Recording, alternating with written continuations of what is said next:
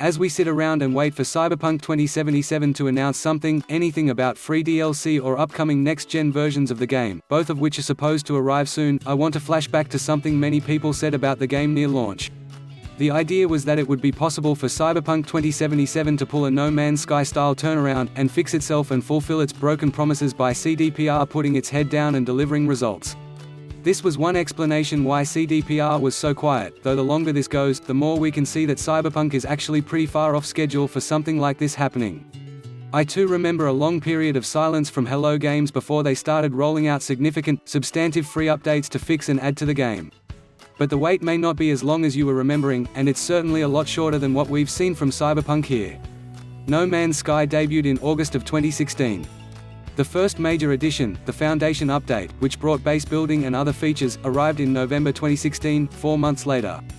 The second major addition, the Pathfinder Update, which added vehicles, arrived in March 2017, 8 months later.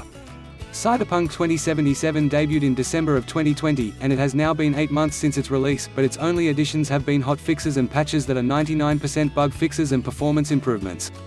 No substantive structural changes have been made to the game, nor significant content additions. There is still no release date for DLC or even any previews for it. In short, No Man's Sky, for all that downtime it needed to fix itself, already had 2 major additions out by now. And Cyberpunk 2077's free DLC is going to be fairly minor, mostly new cosmetics or weapons with a few new side missions. Major expansions will not come until next year, at the earliest.